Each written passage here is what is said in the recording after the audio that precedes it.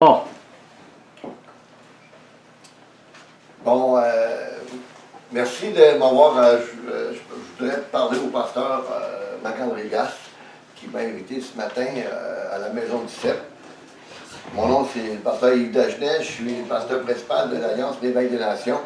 Et ça fait réellement plaisir de venir dans ce petit groupe à Saint-Jean, sur le Richelieu, pour pouvoir apporter la parole ce matin, ainsi qu'à tous ceux qui vont m'écouter sur Internet. On est dans la période des fêtes et je pense que c'est important, c'est un message pour l'Église, c'est un message pour chacun d'entre nous. Et le titre de mon message, c'est « Le retour du roi ». Si vous voulez avec moi, tournez dans le livre de Samuel, 1 Samuel, chapitre 4, versets 1 à 11. Et on va regarder un petit peu ce que ce texte a à nous dire aujourd'hui. C'est un texte qui a un lien direct avec l'Église. C'est un type de l'Église, c'est un type, malheureusement, qui n'est pas trop glorieux, mais qui est là pareil. Dans 1 Samuel 4, verset 11, permettez, je vais lire. La parole de Samuel s'adressait à tout Israël. Israël sortit à la rencontre des Philistins pour combattre. Ils campèrent près de Ébel-Ézer et les Philistins étaient campés à Aphek. Les Philistins se rangèrent en bataille contre Israël et le combat s'engagea. Israël fut battu par les Philistins qui tuèrent sur le champ de bataille environ 4000 hommes. Le peuple rentra au camp et les anciens d'Israël dirent: « Pourquoi l'Éternel nous a-t-il laissé battre aujourd'hui par les Philistins? Allons chercher à Silo l'arche de l'Alliance de l'Éternel, qu'elle vienne au milieu de nous et qu'elle nous délivre de la main de nos ennemis. » Le peuple envoya à Silo, d'où l'on emporta l'arche de l'Alliance de l'Éternel des armées, qui siège entre les chérubins. Les deux fils d'Élie, Ophni et Phiné, étaient là avec l'arche de l'Alliance de Dieu. Lorsque l'arche de l'Alliance de l'Éternel entra dans le camp, tout Israël poussa de grands cris de joie, et la terre fut ébranlée. Et le retentissement de ces cris fut entendu des Philistins, et ils dirent: « Que signifient ces grands cris qui retentissent dans le camp des Hébreux? » Ils apprirent que l'arche de l'Éternel était arrivée au camp. Les Philistins eurent peur parce qu'ils crurent que Dieu était venu au camp, dans le camp. « Malheur à nous, dit-il, car il ne nous a pas été ainsi jusqu'à présent. Malheur à nous, qui nous délivrera de la main de ces dieux puissants? Ce sont ces dieux qui ont frappé les Égyptiens de toutes leurs sortes de plaies dans le désert. Fortifiez-vous et soyez des hommes, Philistins, de peur que vous ne soyez asservis aux Hébreux, et que comme ils vous ont été asservis, soyez des hommes et combattez. » Les Philistins livrèrent bataille, Israël fut battu. Chacun s'enfuit dans sa tente, la défaite fut très grande, il tomba d'Israël 30 000 hommes. De pied, l'arche de Dieu fut prise, et les deux fils d'Élie, d'Ophni et Phiné, moururent. Vous savez, Samuel, c'est le dernier prophète de la période des juges. Le mot juge en hébreu, c'est shaphat, qui veut dire sauveur. Donc, c'était les chefs militaires. Hein, pensez pas que Samuel était un homme faluette, là. Okay? Il devait sûrement avoir de la poigne. Surtout pour être capable de faire face à Saül à un certain moment donné, quand il l'avait mis roi. Quand on regarde, vous savez, il n'y a rien de nouveau sous le soleil. L'homme qui vit sans Dieu, même s'il peut être religieux, n'a pas de changement. Il n'y a rien. Il n'y a rien qui se passe. Et on voit dans notre texte de Samuel ce matin, il y a eu 2 batailles. Puis on dirait qu'Israël n'a rien compris. Comme des fois, les batailles que nous vivons dans nos vies, les luttes que nous vivons, puis on se demande tout le temps pourquoi, Seigneur, tu ne réponds pas. Puis on dirait qu'on est sourd à ce que lui nous demande. Bien souvent, on ne veut pas ouvrir notre Bible. On ne lit pas le Seigneur. On ne prie pas. On va à l'église une fois par semaine. Comme habitude, bien souvent, on va à l'église. Pourquoi? Ben, parce qu'on va trouver nos amis, nos chums.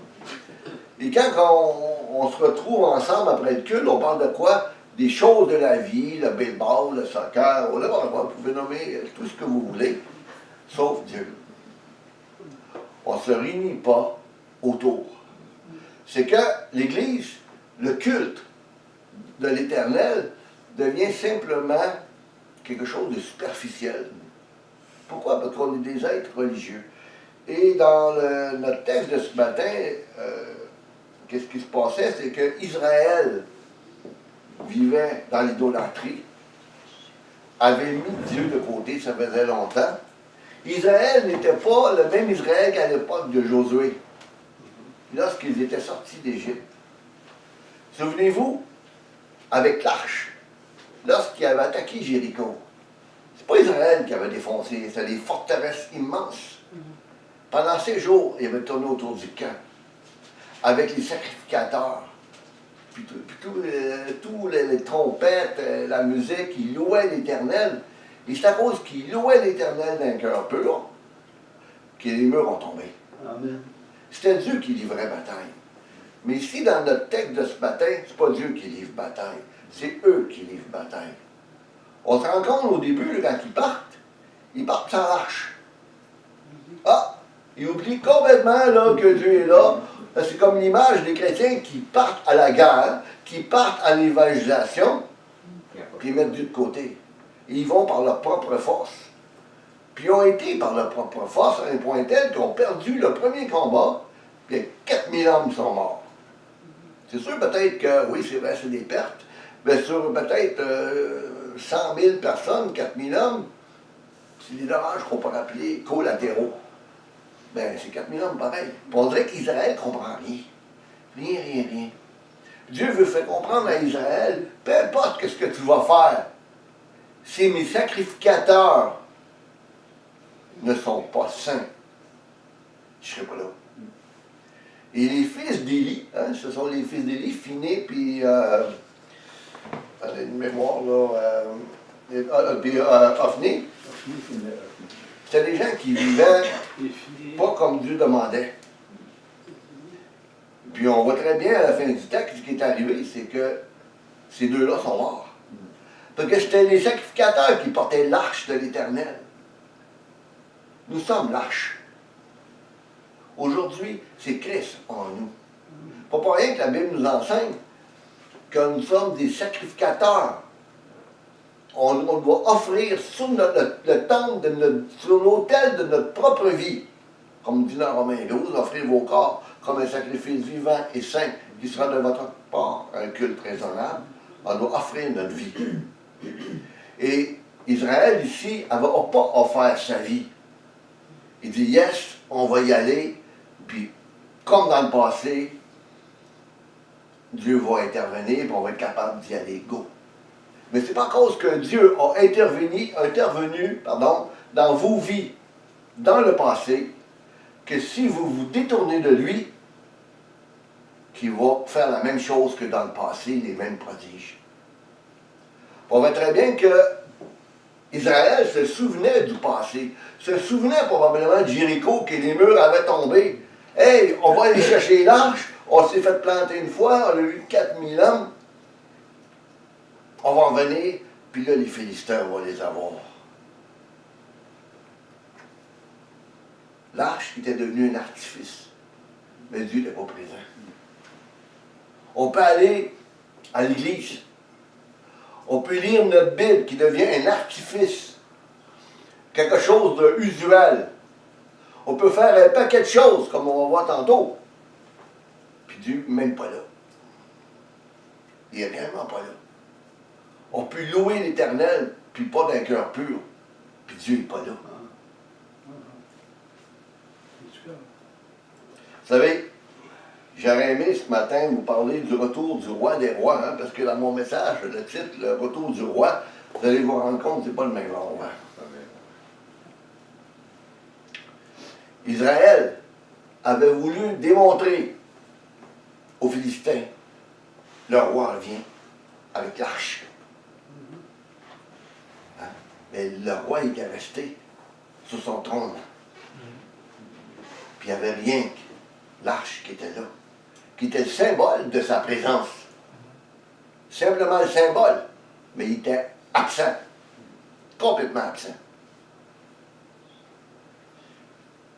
C'est pas le roi, puis pourtant, Qu'est-ce qui est arrivé? C'est que Dieu n'était pas présent à un point tel qu'on voit dans notre texte, c'est pas 4000 hommes qui sont morts, c'est 30 000. Dieu avait dit à Israël, il n'avait pas compris la première fois, en espérant de comprendre que la seconde fois, je ne suis pas là. Je suis réellement pas là. 30 000 hommes qui sont fait massacrer par les Philistins. Puis pourtant, on voit dans notre texte que les Philistins, quand ils ont vu l'arche arriver, ils ont pogné panique. Parce qu'ils se sont souvenus qui est dans Jéricho. Qu'est-ce qui s'était passé? L'arche s'en vient, on est foutus.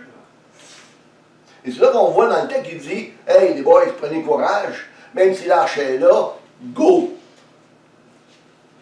Puis ils sont fait massacrer, les Israélites. Dieu s'est toujours servi des autres peuples pour juger son peuple. Il fait exactement la même chose aujourd'hui. Yes. Nos peuples, nos nations ont été christianisées, puis malheureusement, qu'est-ce qui arrive? C'est qu'on a mis Dieu dehors. Là, on est en train de faire rentrer l'islam. J'ai rien contre les musulmans comme tels, ce sont des êtres humains. Mais on est en train de faire rentrer l'islam de force. C'est pas une immigration que nous subissons présentement.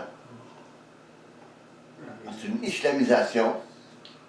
Nous vivons un cheval de Troie. Et tout le monde dort sa switch. Comme la même affaire qu'à Israël, tout le monde dormait. C'est que spirituellement, ils étaient morts. Dieu, c'était devenu quelque chose de pas tangible. C'était quelque chose, une religion, on l'avait entendu parler dans le passé, que tous les exploits que Dieu avait faits, un point tel que se sont souvenus de l'arche. Puis ils disaient, hey, on va chez l'arche. On a notre affaire. On a la bébelle. On l'a créé, comme les gens vont dire, hey, on va construire un gros temple, une grosse église. Hein? On pourrait parler à Longueuil ou n'importe quel temple. On l'a l'affaire. Venez à la maison de l'Éternel. Venez, le Saint-Esprit va être présent. Je suis désolé ceux qui disent ça, c'est une fausse doctrine. Parce que Jésus dit, je vous laisserai, abandonnerai jamais, je vous délaisserai point. Amen. Je suis avec vous tous les jours jusqu'à la fin du monde. Comment ça se fait qu'on quitte le culte? Certains pasteurs nous font croire que revenez ce soir parce que cet esprit va être là. Non, quand je quitte la maison, quand je quitte tel bâtiment, cet esprit reste là en cabané, on dirait qu'on devient des catholiques où le Jésus reste pris dans le tabernacle. Puis il est pogné là, puis on va voir Jésus, mais il faut retourner à l'église le soir. Ça marche pas. La Bible parle du roi des rois qui revient. Mais Israël s'était trompé. Elle avait amené l'arche. Par leur comportement, leur mauvaise attitude, avait mis Dieu dehors. De leur propre vie. Donc, comme à l'époque, cette époque-là, il y a eu l'époque aussi de Noé, qui démontre que l'homme n'a jamais réellement changé. Tous les signes pointent à l'horizon, en cette fin d'année 2018, que le roi des rois revient. Mais il y a un autre roi qui est revenu présentement, qui est assis sur son trône. Comme à l'époque de Noé, les hommes buvaient, construisaient des maisons, et cela n'a pas empêché le jugement arrivé sur le monde impie de cette époque. J'aimerais vous parler d'un imposteur qui a fait partie des antéchrists que l'apôtre parle. L'apôtre Jean parle dans sa première épître. Petits enfants, c'est la dernière heure. Comme vous avez appris que l'antéchrist vient. Il y a maintenant plusieurs antéchrists. Par là, nous connaissons que c'est la dernière heure. Depuis Jésus, c'est la dernière heure. Pour dire, la Bible dit qu'un jour, c'est 1000 ans, un jour. La Bible dit de se tenir prêt, d'être sur nos gardes. Puis Israël n'était pas prête quand elle est partie au combat. Ça faisait longtemps qu'elle n'était pas prête. Elle avait des sacrificateurs qui étaient corrompus, comme on a encore aujourd'hui, malheureusement. L'homme n'a pas changé. Il y avait des sacrificateurs corrompus qui ont fait en sorte qu'ils ne sont pas tenus prêts. Puis Dieu est obligé d'envoyer des prophètes et des prophètes et des prophètes pour exhorter Israël à se détourner de ses mauvaises voies. Puis très peu le faisaient. Les antéchrists, malheureusement, se servent d'artifice. Comme les gens de l'époque se sont servis d'un artifice qui était l'arche. chaque individu qui portait l'arche ou qui s'assemblait autour de l'arche, c'était des antéchrists que par leur vie démontraient qu'il n'y avait pas Dieu. Mais par leur hypocrisie, on va se servir d'une bebelle qui représente Dieu pour faire peur aux Philistins. Les Philistins se sont saisis et dit non, on va leur faire face. Puis qu'est-ce qui est arrivé? C'est qu'on sait très bien ce que l'histoire nous rapporte. Ils ont mangé le volet. Hein? C'est ça. On se sert d'artifices trop souvent surnaturels pour égarer les gens. Les artifices peuvent prendre plusieurs formes, telles que le chapelet, hein, pour les catholiques. On va dire mon chapelet. On va répéter des paroles qui se répètent tout le temps, pourtant que la Bible dit clairement de ne pas répéter ces paroles-là. De ne pas répéter des paroles qui pensent qu'à force de paroles, ils vont être exaucés. Si moi, je me présentais devant vous à chaque fois, ou bien même dans l'intimité, etc., on se parlerait, puis je vous répéterais tout le temps les mêmes choses qu'un disque brisé. Tu me dirais, pas donné, là, tu veux changer de disque, changer de discours, tu me parles tout le temps de tes affaires, puis à chaque fois que je te vois, c'est tout le temps la même affaire. Mais moi, je vais avoir une relation avec toi, je veux échanger, mais moi, c'est des gars, puis je vais t'écouter chez nous, je veux dire, tu me dis tout le temps la même chose que je rencontre. Dieu, il va avoir une relation avec nous. Puis Israël ne l'avait pas. C'est pas à cause qu'on répète des choses qu'on va être agréable à Dieu. On pourrait parler de l'huile d'onction, hein? Il y a des bouteilles sur Internet qui se vendent d'huile Mazola en petit format, avec des biniches pour Adoki. Mais c'est payant dans l'air. Puis pourquoi? Parce qu'on est des gens crédules. On croit tout. C'est un pasteur. Ouais, mais on oublie peut-être que ces pasteurs-là sont comme ces sacrificateurs-là qui étaient corrompus. Hein? On ne peut pas servir de vie, c'est-à-dire être au service de Dieu, puis au service de Mammon. Hein, les petites bouteilles d'onction d'huile. On pourrait parler des bâtiments d'église, on met des grosses cathédrales, des choses comme ça, puis on pense que Dieu habite là. Pourtant, la Bible dit très bien que Dieu n'habite pas dans les maisons faites de main d'homme. Puis nous, on construit ça à coups de millions, puis on vole le peuple. Parce qu'on les impose la dîme pour payer la bâtisse. La bâtisse, elle vient, là, elle appartient à qui? Pas aux membres qui ont payé la bâtisse. Elle appartient à l'association. Ça, c'est du hold-up. Quand j'étais plus jeune, j'ai étudié en hypothèque. J'ai travaillé en hypothèque. Puis je pourrais vous en parler. C'est carrément, je veux dire, de l'arnaque. Dieu nous appelle à marcher dans ses voies. Puis Israël, qu'est-ce qui se passe là présentement, est un test qui démontre, que Dieu nous parle dans nos propres cœurs. Si vous ne réveillez pas, c'est ça qui va vous arriver sur le plan spirituel, vous allez mourir. Parce que vous êtes dans la mauvaise graine, vous êtes de la mauvaise terre, vous êtes dans le mauvais terrain, comme Israël était dans le mauvais terrain. Donc, les antéchrists se servent d'artifice.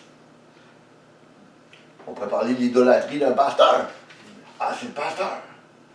Hein, je veux dire, ce pasteur-là, s'il y a un problème, viens le voir, il va te faire. Il connaît sa Bible, il va te guérir, et lui, il est connecté directement à Dieu. Je suis. C'est le seul qui est capable de faire ça. C'est ça qui est capable de faire quelque chose. Il a tous les dons. Moi, j'ai rien. Pourtant, sur les Corinthiens 12, Dieu donne les dons à l'Église. Amen. Je parle ici des chrétiens idolâtres. Qui idolâtrent leur pasteur et qui mettent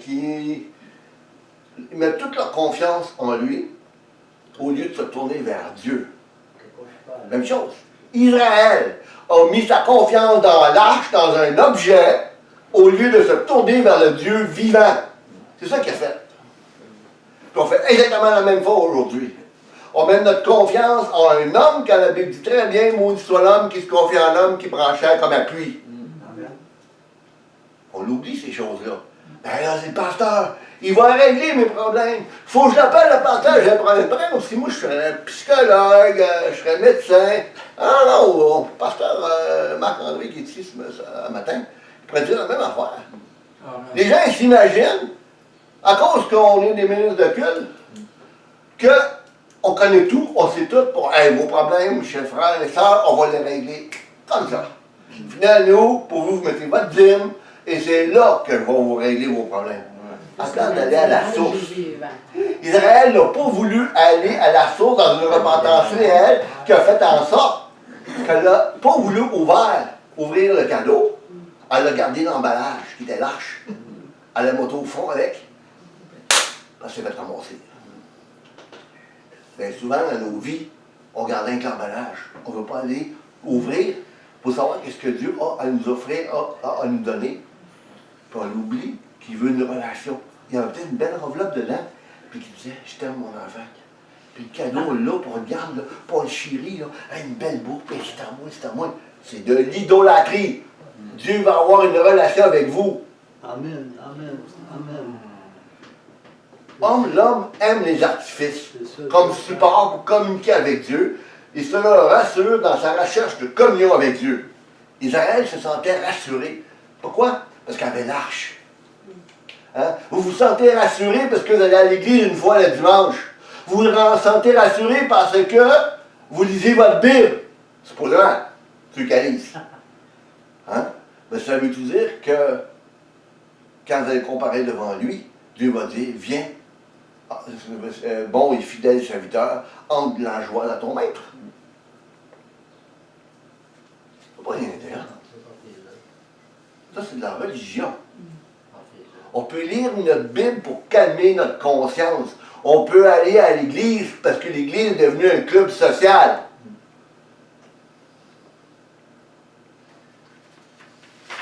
À l'époque de la période des juges, c'est la même affaire. Les patriarches, on voit dans notre texte, pour revenir un petit peu à notre texte, on voit très bien que Israël vivait dans le compromis. Puis, je veux dire, n'avait rien changé. Ils n'ont rien qu'à penser quand ils ont sorti d'Égypte. Yes, on l'a gagné. Ils ont vu la mer Rouge, puis toutes ces affaires-là. Quand ils sont arrivés dans le bord, ils ont commencé à maudire Dieu. D'autres, c'est pareil. Des fois, bien souvent, on oublie. Qu'est-ce que Dieu a fait pour nous? On oublie comment on est venu à l'Évangile. Je parle de ceux qui sont venus. OK? Pour les bonnes raisons.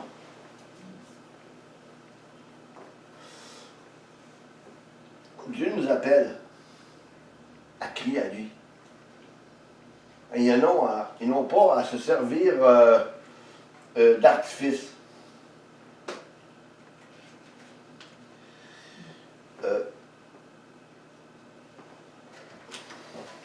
Quand on regarde qu'est-ce qui s'est passé à l'époque d'Israël,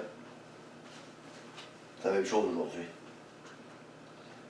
Et la même chose dans notre époque matérialiste. Dieu veut que nous marchions dans la sainteté, puis il ne veut pas d'artifice. Il ne veut pas d'hypocrisie. Il y a un texte dans les Proverbes qui dit, donne-moi le pain qui m'est nécessaire, afin que je ne vienne pas à te maudire. Le pain qui m'est nécessaire. Donne-moi-en pas trop, parce que je pourrais me revirer. Et notre peuple, notre époque matérialiste, ça fait en sorte que les gens, de plus en plus, les artifices, les gadgets, c'est devenu leur Dieu. Même chez les chrétiens, là. En train de pitonner, aller lire, blablabla, les téléphones cellulaires, je n'ai rien contre la technologie, j'en ai moi aussi. Mais c'est très rare, malheureusement, que les chrétiens amènent leur Bible. J'ai toujours amené ma Bible avec moi, partout où je vais. Parce que c'est la Bible qui est la parole de Dieu. Oui, on peut l'avoir, la Bible, sur le cellulaire. Mais moi, j'ai plein de notes dans ma Bible. Puis j'ai pas de notes dans mon cellulaire, mais j'ai plein de notes que j'étudie dans ma Bible depuis des années. Oui.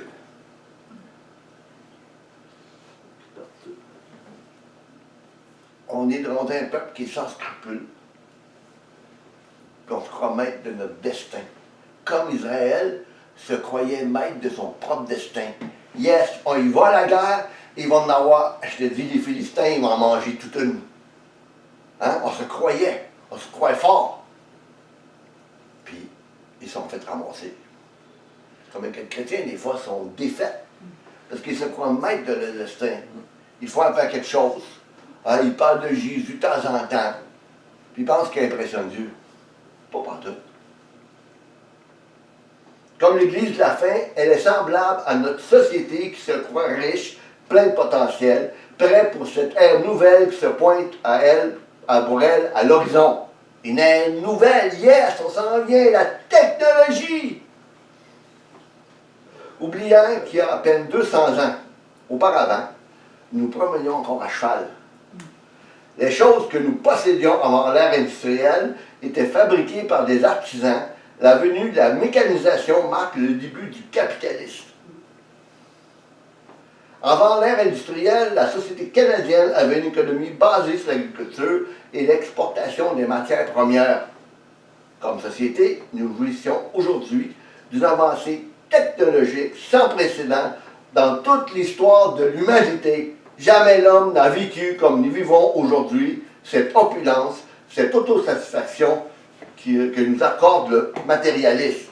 Comme on vit, on pourrait visionner ici la maison, on peut aller ailleurs, un frigidaire, micro-ondes, on pourrait tout nommer, là. Dans les siècles passés, l'être humain, l'opulence qu'on vit, là, puis le matérialisme, puis le confort qu'on a aujourd'hui, là, jamais ça s'est passé dans l'humanité. Jamais, jamais, jamais.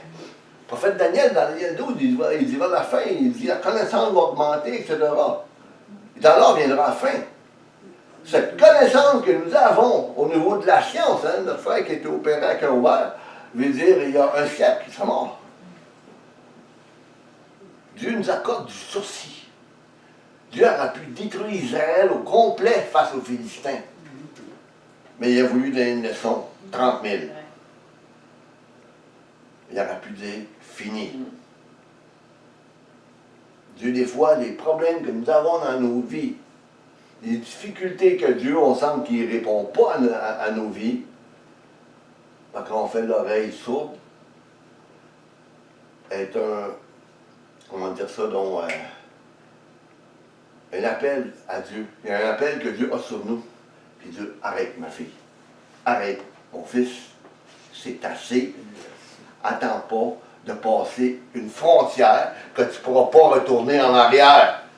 Israël, car elle a voulu devenir hypocrite devant les Philistins, qu'elle vivait sans Dieu, puis qu'elle a foncé en avant vers l'ennemi, ben elle a traversé une frontière qu'elle ne devait pas traverser. Amen. La Bible dit qu'on ne se moque pas de Dieu. Puis Israël s'était moqué de Dieu en pensant que l'arche était pour les aider au combat. Puis Dieu a dit, stop! Stop! Le matérialisme, aujourd'hui, a remplacé Dieu dans l'esprit de beaucoup de gens. La course folle aux emplettes, dans la période des fêtes, en est un bel exemple. La nouvelle idole, les biens de consommation avec leurs marques respectives, leurs logos, prouvent sans aucun doute que nous avons abandonné nos racines chrétiennes pour se tourner vers une autre idole, les biens de consommation. Pas besoin de Dieu, j'ai tout le luxe, j'ai toutes les affaires, mes bébelles, mes gadgets, etc. Ça n'a rien. Combien il y a de gens qui sont malheureux? Combien il y a de gens qui étaient multimillionnaires qui se sont suicidés? Parce qu'il n'y avait pas la paix. Les gadgets amènent. La preuve que, bien souvent, la preuve que ça ne nous aide pas, c'est qu'on est toujours à la recherche du prochain gadget. On est toujours à ça, on est multimilliardaires à la recherche du prochain jet, la prochaine voiture. On n'est jamais satisfait. Je me rappelle quand on était jeune, avec les. Sur mon âge à l'époque, quand j'avais peut-être 22, 23, 24 ans, hey, j'étais à acheter une belle voiture, là. Hein? C'était fantastique, là. Hey, t'as-tu vu ma belle voiture rouge? Elle est belle, t'as-tu vu les mailles dessus? Puis jeune après, il arrivait peut-être quoi, je sais pas moi, 2-3 mois après. Oh, c'est ton char? Ah oui! Un coup, ça a encore réfléchi. Ben non, c'était un char. Mais pourtant, là, 3 mois auparavant, là, hey, je te dis, ce char-là, là, il aurait tout fait, là. Il aurait chaîné, là, puis, ah ouais, puis toute la quête, puis il faut qu'elle brille. Pas dedans, celle-là, hein. 3 mois après, là, ah ouais, c'était un char, arrête de capoter, là, c'était un char avec 4 mags, ben voilà, puis ça fait cher de gaz! T'en veux plus, là, cette affaire-là. La bébelle. Pourquoi? Parce que c'est éphémère. Quand Dieu il vient habiter dans notre cœur, il dit, vous ne vous abandonnerez jamais. Je vous délaisserai jamais. Hein? Vous allez trouver le contentement à moi. Pas dans le matérialisme. Le refus de croire au Dieu de la Bible, le Dieu de créateur, n'est rien d'autre qu'une forme d'athéisme, et notre attachement au matérialisme ne font en fait que spirituellement des frères jumeaux. On a changé de Dieu. On est tourné vers le matérialiste. C'est ça qu'a fait Israël. L'arche, C'est du matériel. Hey, ça c'est mon Dieu. Allez! Quelle différence qu'il y a entre cette arche-là qui est vide, que Dieu n'est pas là, puis le veau d'or? Pareil. Dieu a simplement démontré qu'il n'était pas là. Il dit, je ne suis pas là parce que vous ne m'obéissez pas. Si vous ne marchez pas dans ses voies, si vous ne détournez pas de vos mauvaises voies, Dieu n'est pas dans vos vies. Amen. Amen. Dans notre attachement au matérialisme, nous avons conçu un système, un personnage qui va nourrir, dès le plus jeune âge, l'attrait du matérialisme, ainsi qu'une fausse croyance en un personnage qui éloigne les petits enfants de leur vrai père spirituel. Et quand je parlais du retour du roi chez lui, je sais que ça va choquer bien du monde. Ça ne me dérange pas. On voudrait me crucifier sur Internet, allez-y. Mais on va vous dire une chose, l'Église est tombée dans l'idolâtrie. Absolument. Elle a changé de Dieu. Absolument. Vous allez voir, c'est les mêmes caractéristiques. Là, c'est le Père Noël. C'est mon message, le retour du roi m'a fait penser à ce petit roi Tolin. Hein, parce que c'était un roi Tolin. On parle du Père Noël. Où est-ce qu'on va amener l'enfant devant ce bonhomme-là? Ça veut pas dire que moi je ne l'ai jamais fait quand j'étais plus jeune. Je me rappelle quand ma fille avait 2-3 ans. On l'a fait 2 fois. On a pris des photos sur le Père Noël, mais j'ai toujours dit une chose à ma fille. T'es un clown. Puis je dis, tu peux le tirer à l'art. Il y a des enfants qui n'ont peur du Père Noël. Ils ont Ah, peur. ouais. Les parents. Oui, ils ont peur, ouais, c'est ça. Mais moi, j'ai toujours dit à ma fille que le Père Noël n'existait pas, que c'était un clown, un bonhomme déguisé. Puis je me rappelle, ma mère, quand elle était vivante, là, elle trouvait ça épouvantable que je dise ça parce que j'enlevais la magie de Noël. Même si la magie de Noël, c'était une magie. Donc, ça veut dire quoi? Ça veut dire, parce que ça représente tout le temps la naissance de Jésus, là, pour certains chrétiens. OK? Donc, Jésus, c'est une magie. Donc, Jésus, c'est une magie. Jésus n'est pas réellement venu. C'est pas vraiment faussé. La preuve qu'il n'est pas venu à cette fête-là, c'est qu'il est encore dans la crèche. Pardon? Il est encore dans la crèche. C'est encore un petit bébé qui est statique. Pourtant, là, c'est le roi des rois qui revient. Pas un petit roi Tolin. Il est statique. Il ne bouge pas. Il est muselé. Tu peux lui faire n'importe quelle grimace, puis comme statique, il ne bouge pas.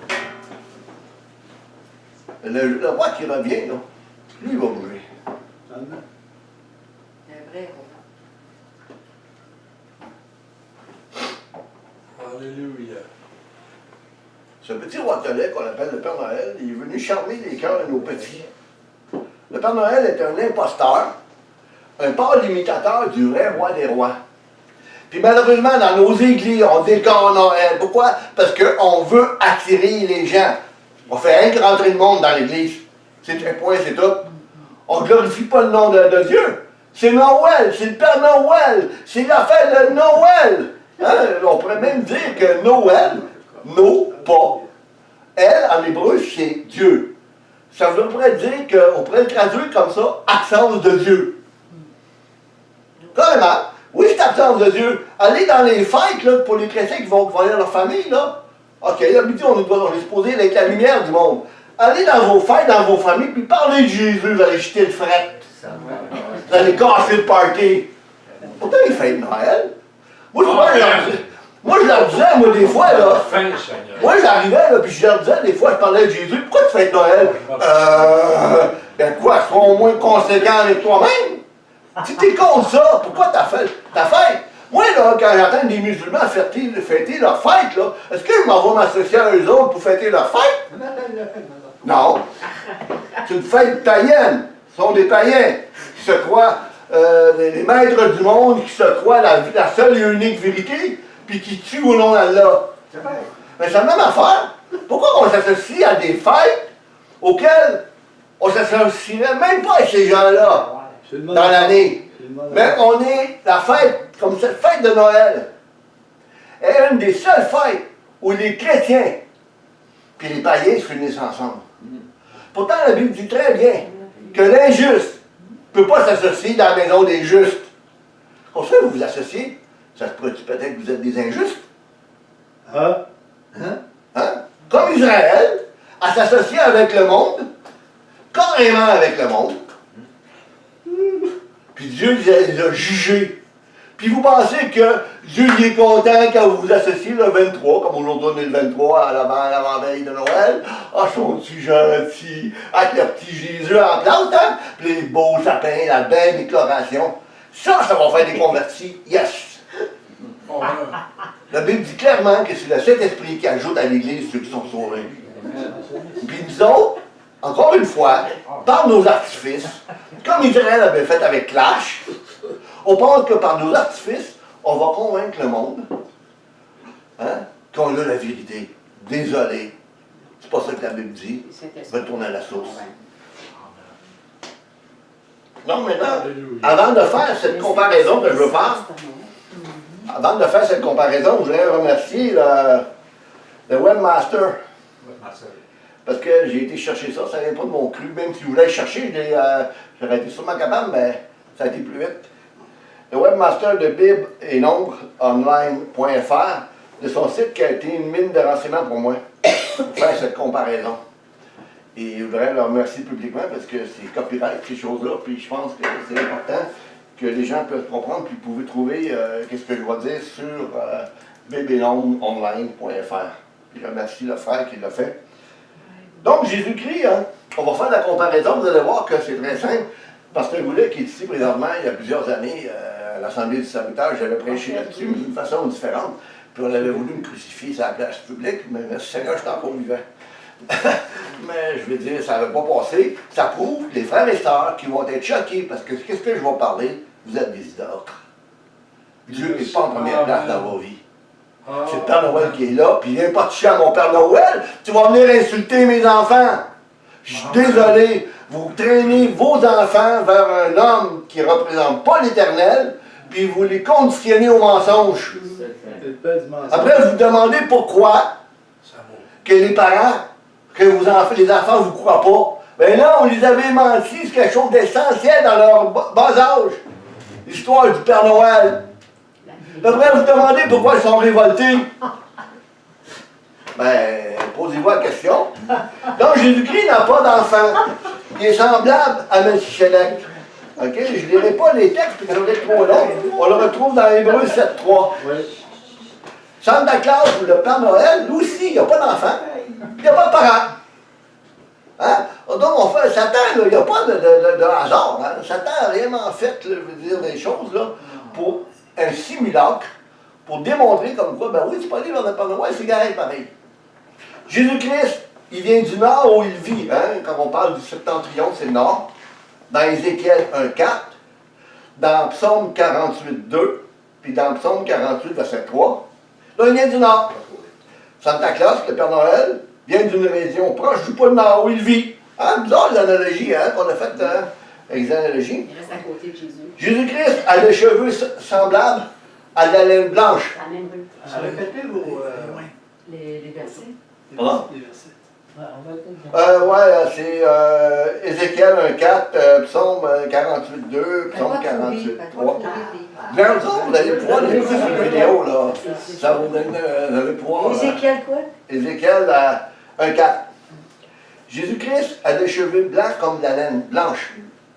Si vous allez dans la Daniel, vous allez voir que l'Ancien des jours, qui est l'Éternel, a la même description. Dans Apocalypse 1.4, le Père Noël, aussi des cheveux blancs, comme de la laine blanche. Alors, vous voyez un peu l'analogie, hein? C'est du satanisme. OK? Jésus-Christ a une barbe. Isaïe 50, verset 6. Ah, c'est drôle, hein? Le Père Noël aussi a une barbe.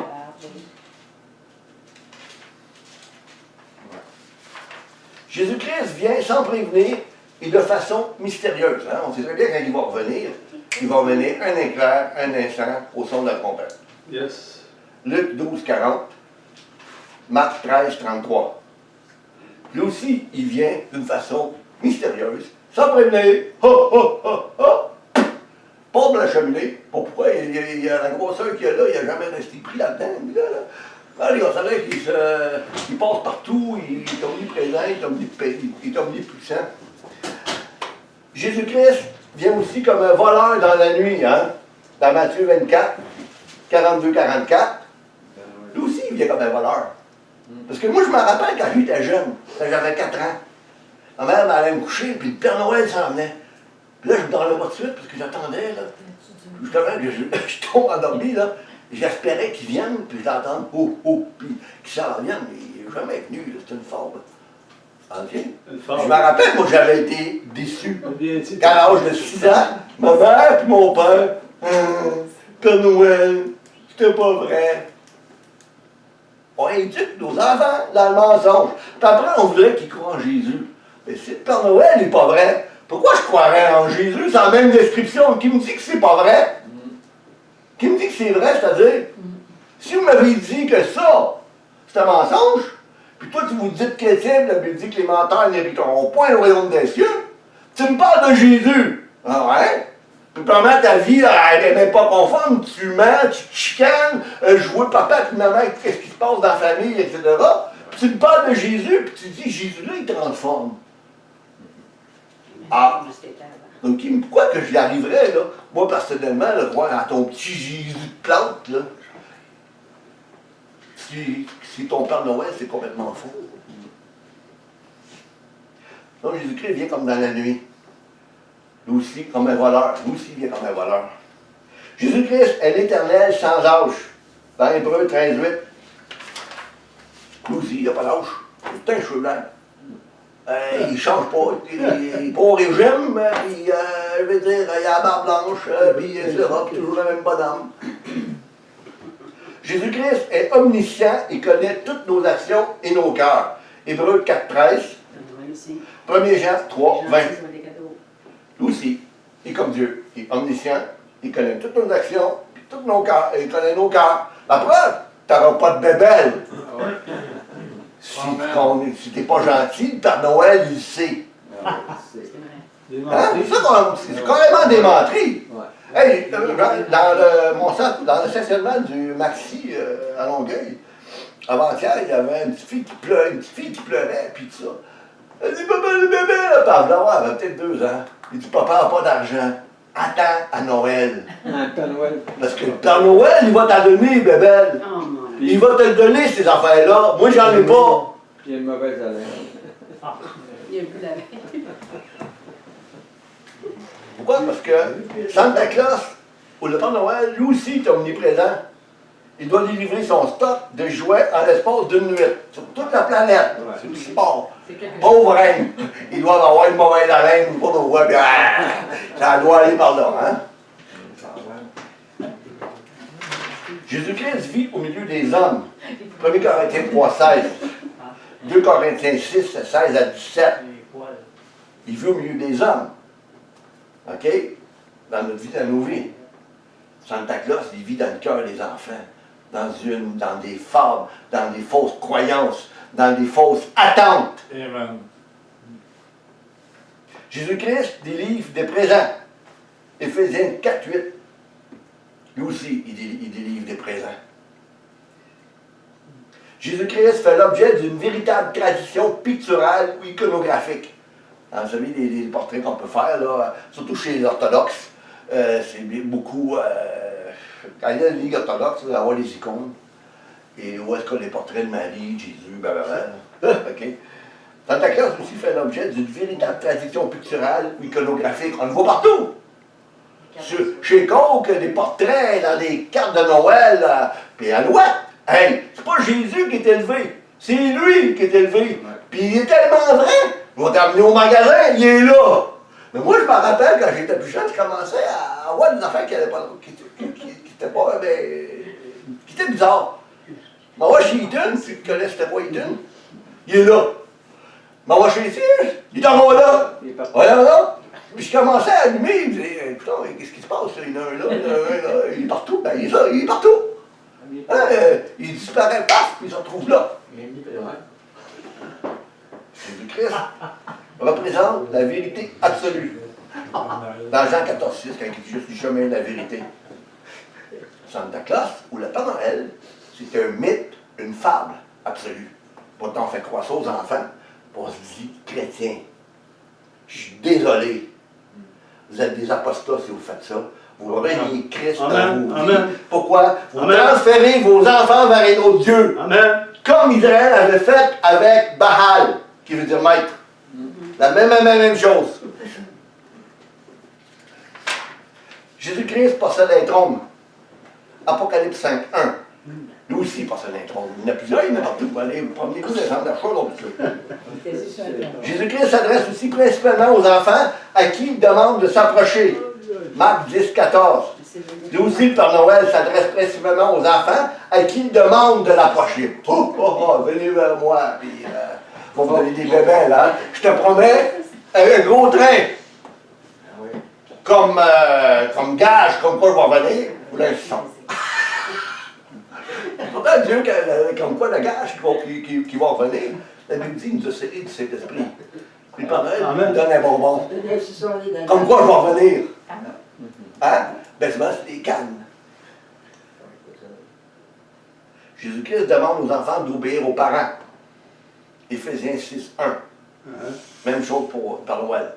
Si tu obéis à tes parents, tu n'auras pas ton petit train, tu n'auras pas ta petite poupée, je ne reviendrai pas. Ouais, puis tu désobéis toute l'année, tu l'as pareil. Tu l'as pareil.